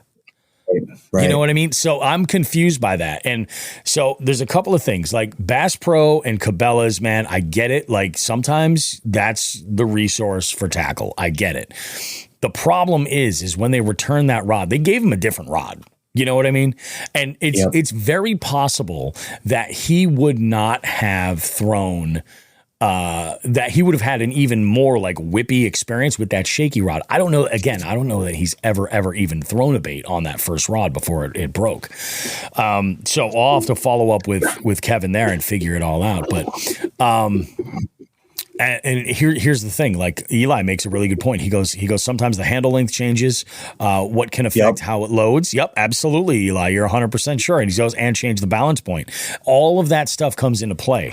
I would say, like, if you're looking at throwing stuff specifically in grass, I would now let's get into the physics here. So when someone says medium fast, when somebody says medium heavy, light, ultra light, heavy, extra heavy, those are rod powers. All that really is speaking to is like the backbone of that rod. When somebody says like, oh yeah, I've got a medium action rod, that's clash of terms right there. But people use those terms back and forth all the time. When you hear somebody say fast, extra fast, moderate, those are actions. And that's basically telling you where along the blank that bend is. Is it further back toward the butt end or is it further up toward the tip? And you know, the reality of it is it's going to depend a lot on the angler. What are you trying to do? So it sounds, Kevin, like you know the kind of rod that you're looking for. And I think that those carbon light rods might just be too moderate for what you're looking for. Because even the one that's rated as fast, he's saying is still too whippy. I would instead look at a different rod and experiment a little bit. In fact, if you're fishing grass, you might want to consider a medium heavy fast or medium heavy extra fast, something like that. You might want to look into that. That's the thing. He might even have some of those rods in his arsenal and just experiment with it and see what you think. That's why one of the reasons why I think it's often very beneficial to not purchase a rod based on the specific technique and more so pick out rods so that you have a spectrum to try stuff on, because you might find that certain baits work better on something else and it might not be the rod that like it's supposed to go with. More of that science and art relationship, you know. I'm using a swim bait rod for frogs, for example. Yeah, really? Because I have a swim bait rod that's a moderate fast, but it's an 8-foot heavy mod fast, and I use that as my I throw a lot of those like flapping frogs, like the floating ones that have the paddle feet on it. Yep. And I can bomb cast that thing all the way to the back of the pads. Yep. And it has the power to get it out, but it's not designed to be a frog rod. No. It's designed to be a swim bait rod. Yeah. But because it has that extra backbone. And one thing I do want to throw in, not to add this more complication to yours, a lose fast and a FX fast and a 6 cents fast are not created equal. It's true. So you really have to check your rods and find what you like, because unfortunately there's no industry standard for what is defined as fast. So understand that too. It's not always the same. And Joe, I know you throw shaky heads a lot. Like that's when you're going. And I saw you in the background looking at some rods. Is that what you're doing? Checking your shaky head setup? Yeah, I was checking my shit, which is broken right now, and I got to do the warranty on it. But yeah, so I was just checking because for some reason I was like, man, I think mine might actually be moderate fast, but it's not. It's fast. But it's also, for one, it's a casting rod. So they load a little bit different. Yep, that's true. Like they were saying, the balance point's a little bit different. Yeah, I run a 7.3 medium casting rod for my shaky heads, or medium fast. And but yeah, just like you said, Binya hit it perfectly. Yeah. The 6 cents, FX, lose Johnny Morris. A Johnny Morris moderate could be a 6 cents fast. Yeah. You know what I mean? True. They're not the same. So that's why you really got to kind of do your research on the bending point, the bending locations and where that bend starts or ends or whatever. And you have to think about, okay, like where is it that I really want the bend to really start to be able to do this specific technique. And then you gotta be sometimes you gotta be the asshole in the shop that's, bending the rod, on the floor or whatever to figure out what you want. Because one thing I hate that is going on right now is the technique specific rods. I don't like that whole thing that's going on right now, because just because that's what they think is the ideal wacky rod doesn't mean that's what I like. Doesn't mean it's what you like. Like same thing like Binya with a what they say is a frog rod. Well, he doesn't like that. He likes to throw it from a swim bait rod. And I've been I will say 100%, especially with 6 cent, my 6 cents rods, is I've done that. I've been like, okay, like, what do I want for a this rod? I'm like, oh shit, they got one right here. And like, I've gotten lucky to where I'm like, okay, this one's pretty good. Yeah. But like, unfortunately with Kevin, he's like, man, this is supposed to be this, but it's just not doing what I want it to do. Yeah. And so you just get, especially they're an investment. Rods are an investment. You gotta really do your research, because the last thing you want is anything, a rod that's $100 to $300 or whatever, sitting in the corner because you don't like the action on it. A lot of people, and this is going to play into Eli had thrown a question in here too. A lot of people, like the best place for you to start looking, it's like, what do I want to get for rods? Look at the brands and models you already have, and you can use that as a little bit of a litmus test. So like, I'm going to give you an example. Like, I have, I've got I had what was it? It was a St. Croix, 7'1". It was a jig rod, right? Bass X jig rod. It was like relatively budget level, like rod for a St. Croix. And, I had this thing, and it was fantastic. It was a 7'1" medium heavy fast, right? Caught giant fish on that rod, caught my PB largemouth on that rod. Thing was absolutely just amazing. Absolutely amazing. Fast forward a little while, and I was out fishing with my buddy Paul, and I had my one of my moving bait rods go overboard. Shed a tear. It goes overboard, and I was like, okay, so what have I been throwing on that? Now, this was a rod that I had picked up specifically because I was building that spectrum, and it was a 7.2 medium fast. Right. And I went with a medium because I was like, it will load up, taking less force to make it load up, but it's fast, so it'll be sensitive. And I had made a judgment call. I was like, so I know what the Bass X is like. I know what that fast action is like on that St. Croix Bass X. I found a rod that they put out it's actually medium heavy power, so it will handle larger weights. Like I throw mag drafts on this sucker. I throw my baby umbrella rigs on this sucker, stuff like that. But it's a moderate action. And it's primarily what I'm throwing on there are conventionally sized and somewhat larger bladed jigs and spinner baits for the vast majority of the time. I also throw like some larger soft plastic swim baits on there as well. Like if we're going 4-inch plus, that's usually what I'll throw on there. But it's just, and it's worked out really well. So if you look at the stuff that you like, and then kind of go from there, you can say like, these are the characteristics that I want. I need some casting ability. So like the length of a rod, if you get a little bit longer of a rod, just like Eli had said before, like that's going to come into play, not only on the butt end of it, but the actual tip itself. So, but if you need casting distance, go for a longer rod. If you're throwing into cover, go for a heavier rod, So that's why I'm thinking maybe, Kevin, for you might want to look at a medium heavy fast for stuff where you're pulling like Texas rigs and things like that through grass. When you get hooked up in some grass like that, you want to be able to pull that fish out.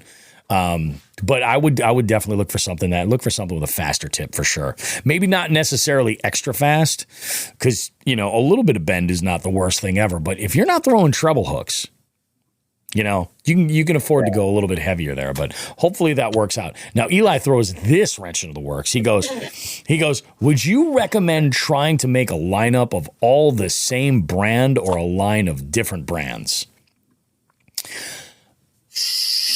Depends on, so here's the thing, and this is where kind of like Bobby was saying with the art versus skills versus science goes. Mm-hmm. There is some companies, I will tell you that, and this is where I'm going to throw another monkey in a wrench, is like, I'm pro staff for FX. I'll admit that first of all. Yep. They have 3 tiers of rods. Their Carbon Series Fast is not the same as their Elite Series Fast, right? Yeah. So there's some times where there's a couple of rods that I like using that aren't part of the brand that I'm pro staff for, because I like the action for the specific technique I'm using them for.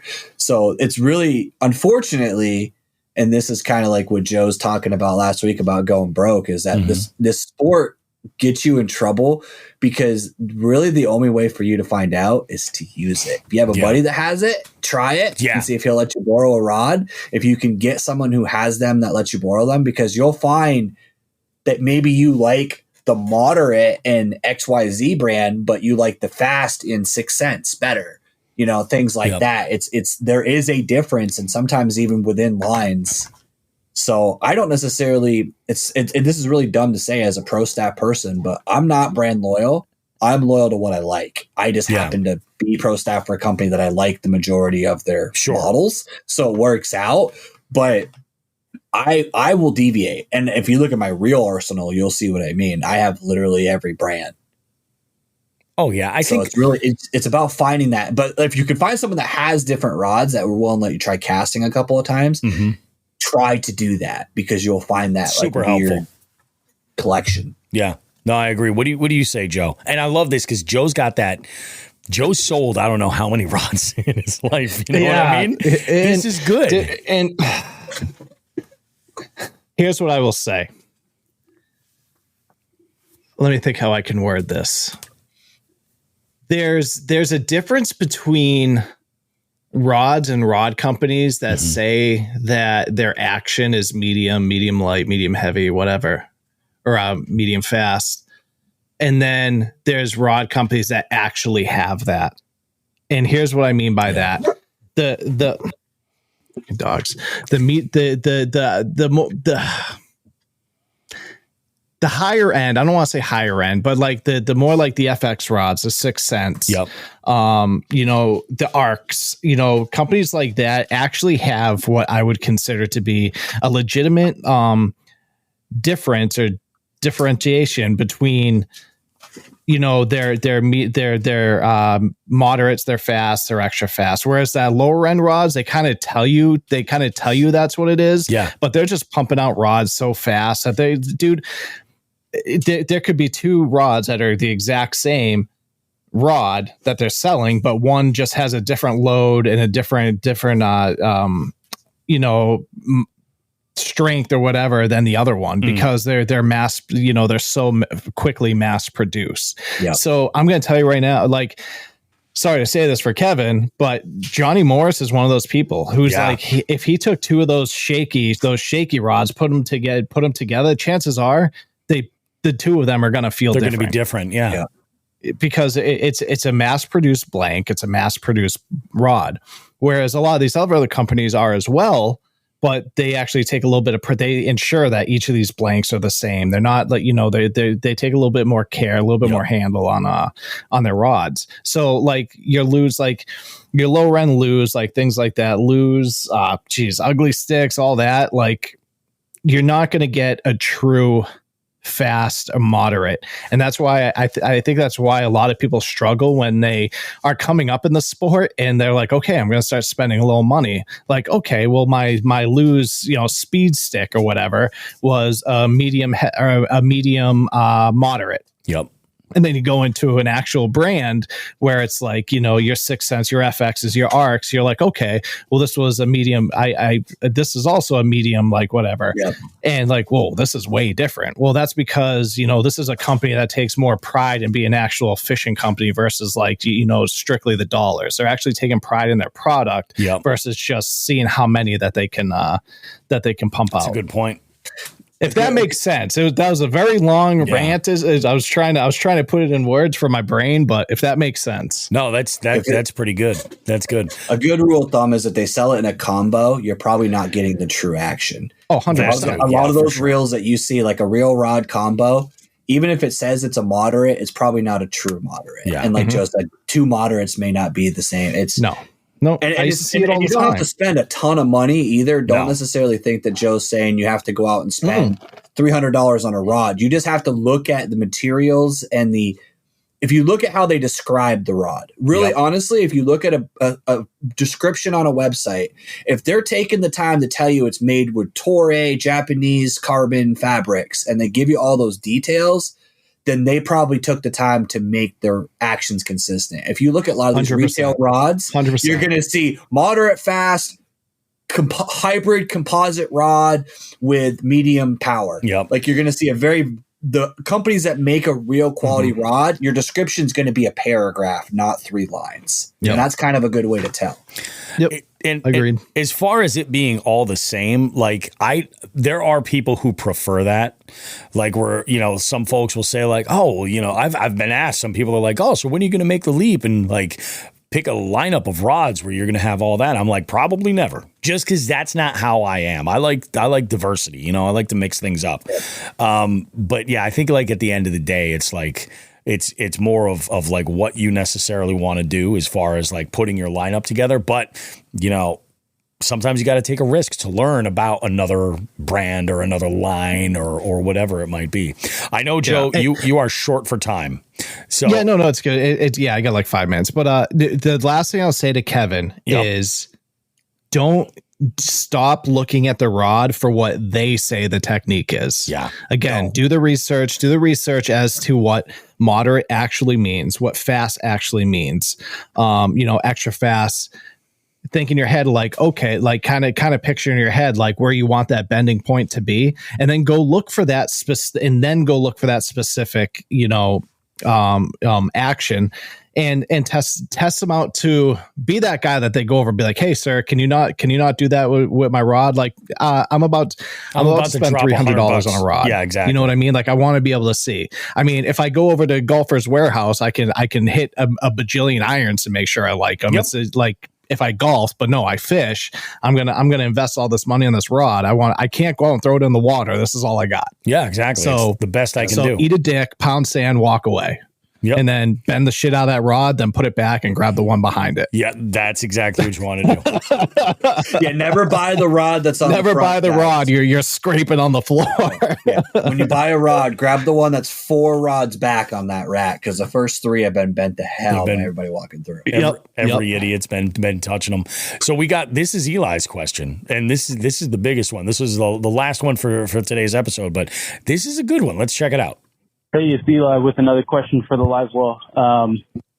Wanted to ask, but I know you guys talked about studying fisheries biology and habitats and stuff like that. And I heard Drew Gregory talking about how he essentially won a tournament because he knew a different strain of bass grew longer. So a 4-pound strain of this type of bass versus a 4-pound strain of this, one would grow longer than the other. So he targeted that specific species. Where would you guys recommend to start?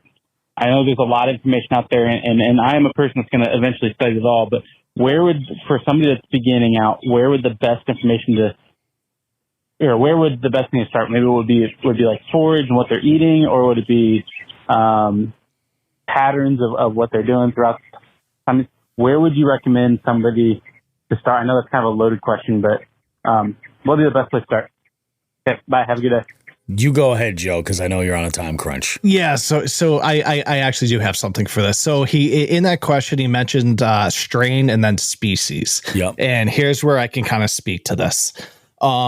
My guess is if when it comes to kayak, like, because I was just catching spotted bass down south. Yep. If you catch a 2-pound largemouth and a 2-pound spotted bass, that spotted bass is going to be a lot longer. That's just the way they're kind of. So that's what I'm guessing he's thinking. So like if he was in a lake to where there were spots and there was largemouth and the spots are longer, so that's what he was going for. I get that. I'll be 100% honest. If he's in there, the question kind of confuses me a little bit. He is in here, but that's what I'm guessing. Drew. That's what I'm guessing. Drew was talking about, because like spotted bass, like the Alabama spots, whatever they tend to be longer than. So yeah, if you're catching a 4-pound spot and a 4-pound largemouth, that spot's gonna generally be longer. Yep. But when it comes dude, you're held at to where you live, like where you're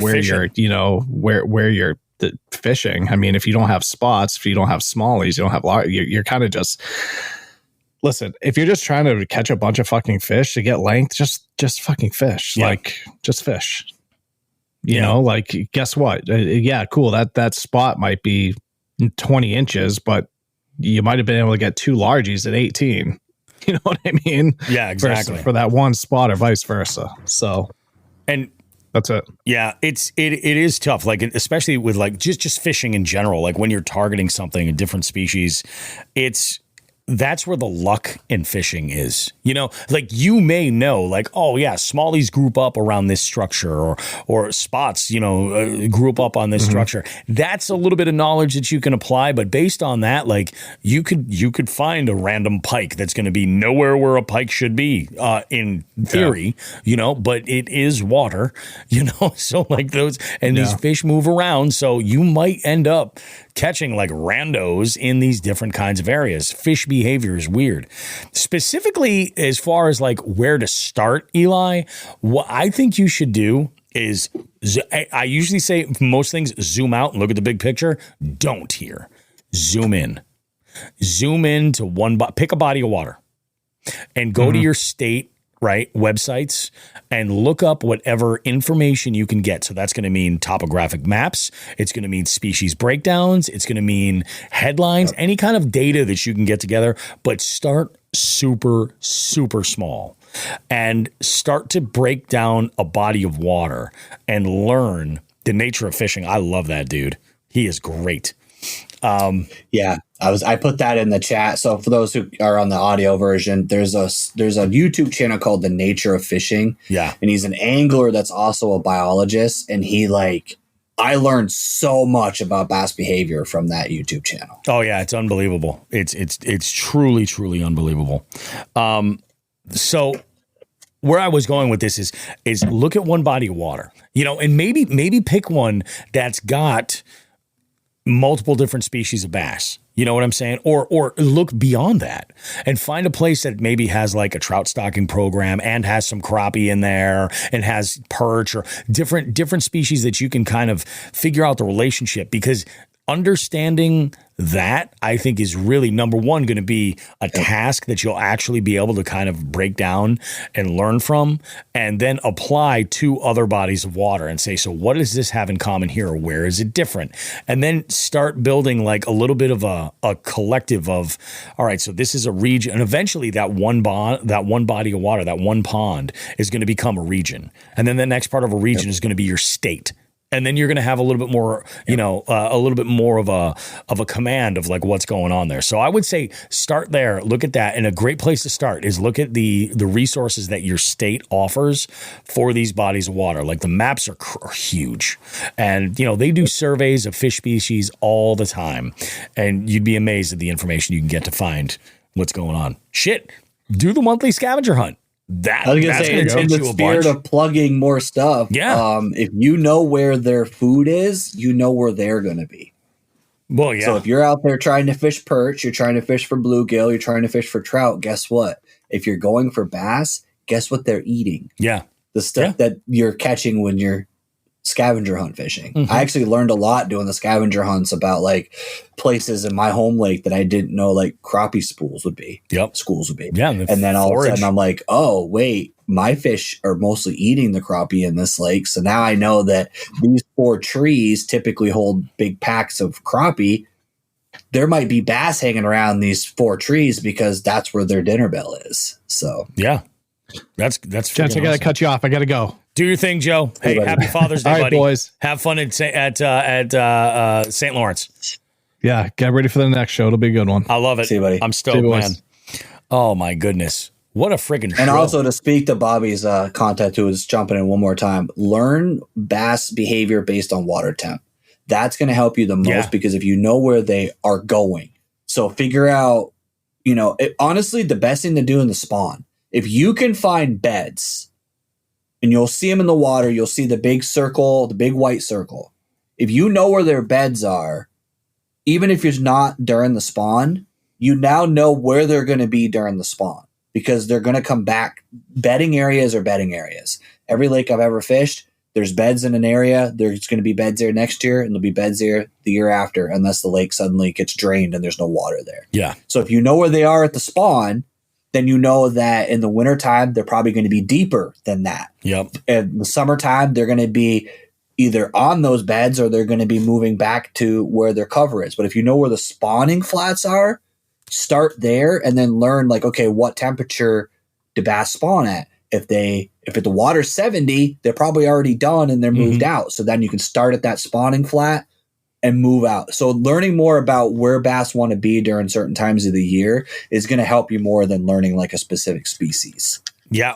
Behavior based on temp is going to help you locate them because the bigger fish are bigger fish. Yeah. You're going to find, I've caught some of the biggest fish of my life in my home lake. I can catch 6-pound bass that are so shallow that their dorsal fin's sticking out of the water. Yeah. They don't necessarily go to any specific spot, but if you learn where they're supposed to be, you'll find the big ones eventually. And, it's that's the thing that's so funny about fishing, man. If it was so easy, that you could just say, what are the bass doing? They're here. And you were like, oh, you could go and catch them all, but they're not.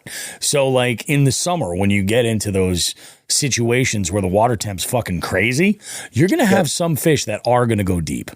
But you're also going to have fish that are going to stay super shallow and they're going to be under like any overhead cover to get that shade. So your shade lines, shit like that's going to come into play too. And by just getting good command of like, it's one thing to adventure and go to different bodies of water, but it is really one of the best things I ever did, Eli, as an angler was I picked a body of water that isn't great. You know what I mean? It's not amazing.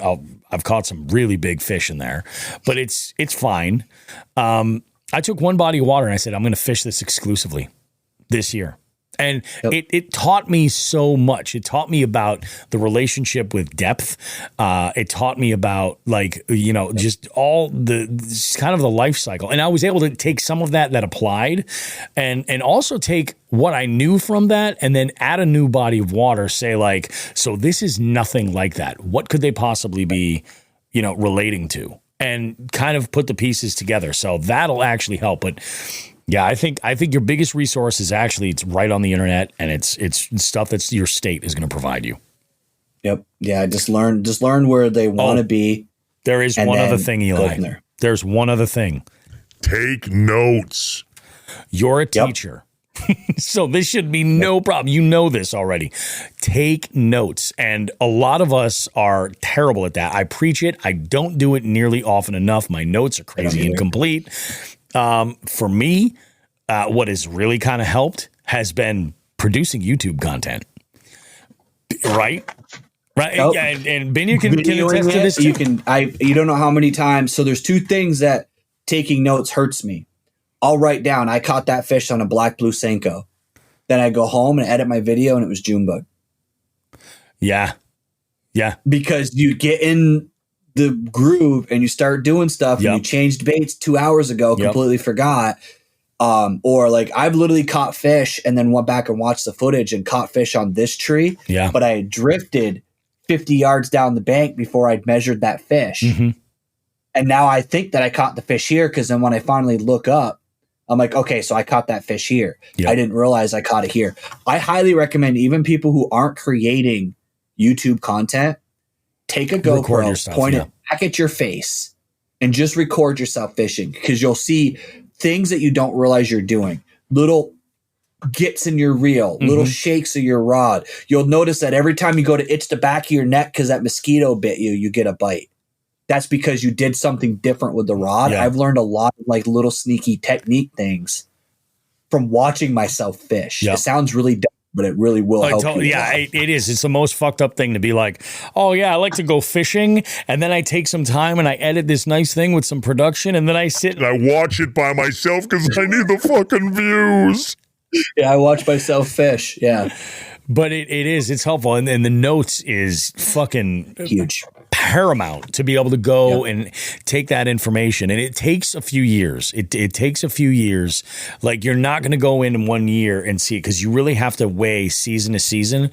But this spring and this season itself has been really an interesting one because it's going to throw a wrench in the works. And you'll see that behavior in your notes years from now. And this is a marathon. It's not a race. There is no fat. You're never going to be like, man, I wish I could be a good angler in 2 weeks. It's not going to happen. You just got to do it because you love it. Keep doing it. And it'll amaze you the shit that goes on. But fucking A, what a good show, Mike. God damn. Fun. Yeah. It's not too bad co-hosting the Jigs and Bigs fucking program. I'm not going to lie. I was talking to Janelle yesterday because she was on the spawn with me. And she's like, I've been co-host like twice. And I'm like, yeah, pretty much everybody in Bobby's Inner Circle has been a co-host. Like, has she co-hosted twice? I thought she was co-host once. And then, I don't know. I'll have to look back. Yeah. Maybe she was a guest once and a co-host once. Yeah, but it was funny because she was kind of giving me crap because she's like, you and Bobby talk like almost daily, but you're just getting on as the co-host. And I'm like, but to be honest, Bobby ends up mentioning me at least once during the podcast. Oh, you don't even have to be usually I text in him the something chat. stupid that he ends up talking about. It's freaking awesome, dude. This is a good show, man. This is a really good show. It's an amazing live well, like chock full of really great stuff. Big shout out again to Dave Urkey, to Kevin Mahoney, and to, of course, Eli Self for submitting some information. If you have a question for the live well, or you want to kind of have a conversation or give a shout out, or maybe you want to submit somebody for the FTG, somebody was on the naughty list, who knows, you can give us a call, the phone number, or a text. You can text us here as well, 413-324-8519. Get in touch with us. We'd love to have more conversations and all this stuff. The live well has turned into probably one of my favorite segments right here, so go ahead and get involved. It'll be really good. We're going to wrap this sucker up, man. I know you got to get out on the water, right? Oh, yeah. I'm heading fishing as soon as we're done. Are you doing another Breaking Bomo? So I stopped that series because what I found was, to shorten this up to a shorter conversation, I found that I have a better way of doing it. So that series is ending, but I'm going to be doing more videos like that. But I'm just kind of like, that was an experiment to see if people liked that style of content. Yep. And honestly, I like making that style of content. So if you've noticed, like, it's weird because that was made in 2024. So like, my new content is more in that vein. Yeah. That makes sense. Instead of like making a video series that people feel like, oh, well, I can't watch episode 4 because I haven't seen episode 1. I don't want to watch all of them again. Yeah, exactly. I'm just making all of my content like that. There you go. I think that's because awesome. then I feel like it's more people will watch it. Yeah. But I'm actually going to that lake on Sunday. But oh, nice. That series made that lake my now one of my favorite lakes. Yeah, because it wasn't before. It was one of those. I never caught fish there. Yeah. I struggled. I would only get like 6-7 inches, maybe some and then I would get irritated because all the lake lice would show up and then everything would get annoying. Now I feel confident there, and it's one of those places where I'm actually excited to go to. And that's actually a good kind of spinning off of what we were just saying with finding a lake. Challenge yourself to fish a lake, but be scientific about it. Break it down. Fish it in a small section and try to catch fish in one area. Don't look at the whole lake. Look at, I'm only going to fish docks today. There you go. Yep. Because that's what I did on this lake. I only fished a small area. I only fished docks because this is one of the biggest lakes in Vermont that's inland. Yeah.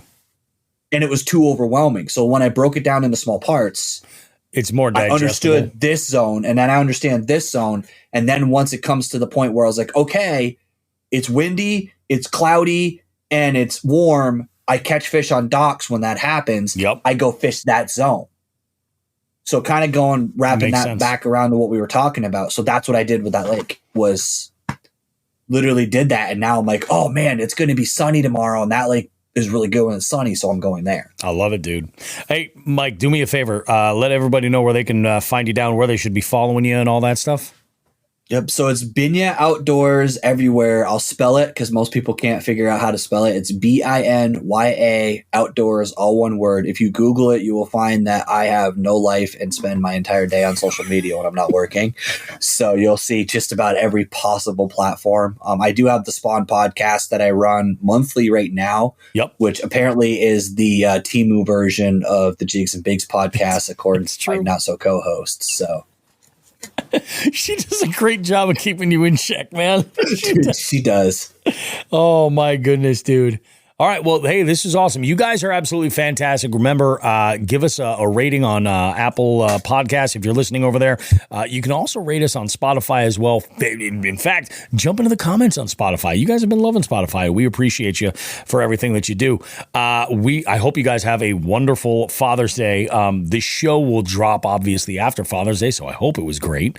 We will see you with more Jigs and Bigs goodness in 7 days. Remember, if you're posting fish on social media, make sure to tag Jigs and Bigs so we can show you a little bit of love, give you a like, a comment, share all kinds of stuff to kind of share the wealth. And jigsandbigs.com is the place to go for all of your Jigs and Bigs interaction. You want to register for one of our online tournaments? You can do so there. You want to get some deals with some of our partners? You can do so there. You want to, even just listen to the podcast? You can get where you got to go right there. Jigsandbigs.com. We will see you guys in 7 days. Have yourselves a great one, and like we always say, tits and ass, smoke some grass.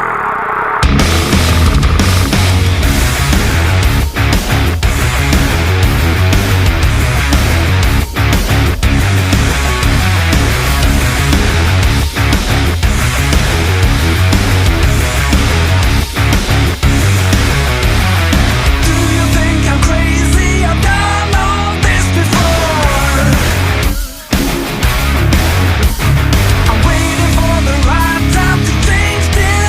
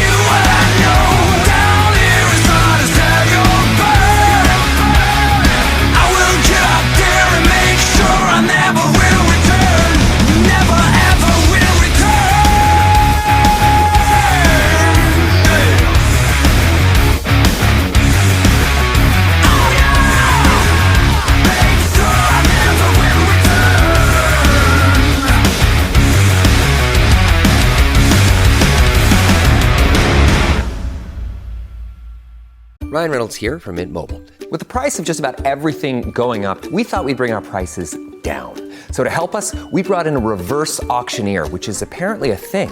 Mint Mobile Unlimited Premium Wireless. How to get 30, 30, bit to get 30, bit to get 20, 20, 20, bit to get 20, 20, bit to get 15, 15, 15, 15, just $15 a month? Sold! Give it a try at mintmobile.com/switch. Upfront payment of $45 for 3-month plan, equivalent to $15 per month required. New customer offer for first 3 months only. Speed slow after 35 gigabytes if network's busy. Taxes and fees extra. See mintmobile.com. This episode is brought to you by Tic Tac. Summer tastes like Tic Tac. Tantalize your taste buds this sunny season with citrus adventure and orange. 2 everyday flavors that bring summer in every. Tic Tac Citrus Adventure is a yummy, vibrant medley of lemon, lime, and mandarin. And Tic Tac Orange is the perfect mix of tangy and sweet. Visit us at Tic Tac USA on social to refresh your summer with Tic Tac. Are your business expenses playing hide and seek? With Uber for Business, the small spends that slip through the cracks, like rides and meals, go right where you need them. Because it integrates with leading expense platforms, you can say goodbye to surprise costs, missing dollars, or chasing receipts. Everything's track downable. Uber for Business. Make small steps that make a big impact. Learn more at uber.com/small steps. Hey, this is Bill Simmons from the Bill Simmons Podcast, here to help you make the most of your summer with Michelob Ultra, a superior light beer worth playing for. Play for it with the guys when you're competing to see who can sink more birdies on the golf course, because winning tastes even better with Ultra on the line. Play for Ultra. Fill your fridge with Michelob Ultra this summer. Enjoy responsibly. Copyright 2025 Anheuser-Busch Michelob Ultra Light Beer, St. Louis, Missouri. Empower. Jen has ordered a decadent seafood tower, king crab legs, lobster tails, and a waterfall of caviar. Pricey? You bet. But Jen worked with Empower on her savings and investment strategy and planned for splurges like these. She got good at money, so she can be a little bad. Ooh, champagne. Empower. Invest well, live a little. Start today at empower.com. Past performance is not indicative of future returns. Investing involves risk. You may lose money. Advisory services are provided for a fee by Empower Advisory Group, LLC, EAG, a registered investment advisor with the Securities and Exchange Commission. OMG, those shrimps are really jumbo.